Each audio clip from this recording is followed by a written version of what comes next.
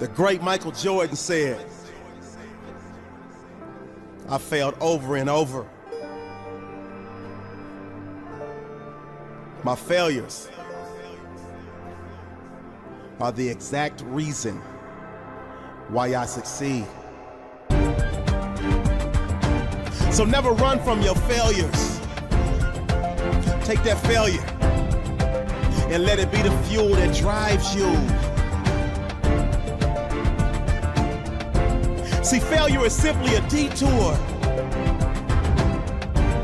It's not a dead-end street. I implore you, I beg you to be able to accept your failures. And that's because we all fail at something. But I need you in the depths of your soul to never be okay and never accept not trying again. Get up! Your failures do not mean that you're not worthy. Your failures do not mean that you can't succeed. Your failures do not mean that you can't come back and win. Your failures do not mean that you can't achieve at a high level. The only problem, the only issue is if you fail, you quit. Is if you fail, you give up. I need you to live up to every expectation, every goal, every dream that you had as that little kid. Give every ounce of your being. Every failure is a lesson. If you're not willing to fail, then you're not ready to succeed. I beg and plead. I need you to believe dreams. I need you to believe in success. I need you to understand that one way to achieve everything that you've ever wanted in your life is the highway of failure. You will fail over and over and over and over and over again. But that means one day you will climb the mountain and reach the mountaintop. Success awaits. But you gotta go through your go-through to get to your get-to. Every ounce of your heart, every ounce of your soul. Yeah, your feelings are gonna be hurt sometimes. Yeah, you're gonna feel a little let down sometimes. Yeah, the pain. Yeah, it's gonna suck. But I need you to suck it up and pick yourself up out of bootstraps and go one more time, and go two more times, and go three more times. You will build up so much fuel. You will build up so much power. You will build up so much energy. Don't tell me you want it. When at the first sign of defeat, when at the first sign of failure, you're willing to stop. It's like you got a car, but you have absolutely no drive. Let the failures fuel you. Let the setbacks fuel you. This is a great day to win.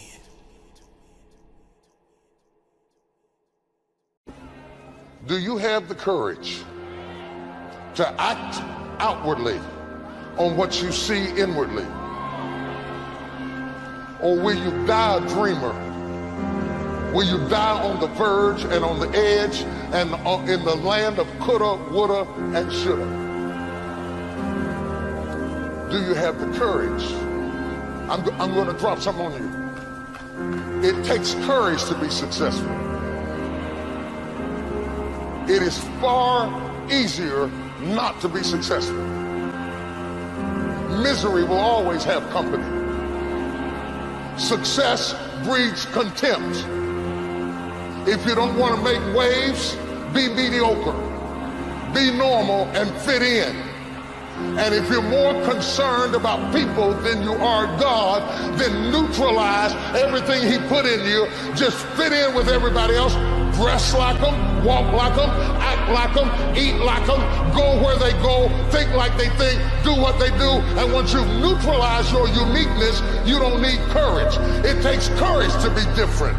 It takes courage to go where you've never gone before. For some of you, it took courage to come to this conference. It takes courage to get you outside of the bar. It takes courage to be successful. It takes courage to win. People don't talk about people that don't win. If you win, they're going to talk about you. Do you have the courage to stand there though the storms keep raging and the people get to talking and you stand there and say, I've come too far to turn around? Do you have the courage?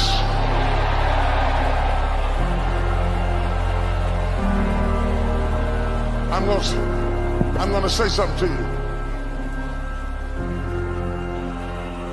you. It takes courage to be exceptional. It takes courage to be wise. It takes courage to be rich.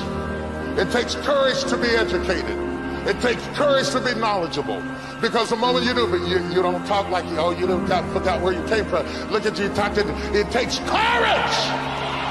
And I'm just wondering, in this weak, watered down, mediocre society that we live in today, in this reality TV world we live in today, I'm wondering if there's anybody left that's got the courage to say, after all I've been through, and all my ancestors have been through, and all my parents have been through, I didn't come through all of that just to fit in with normalcy.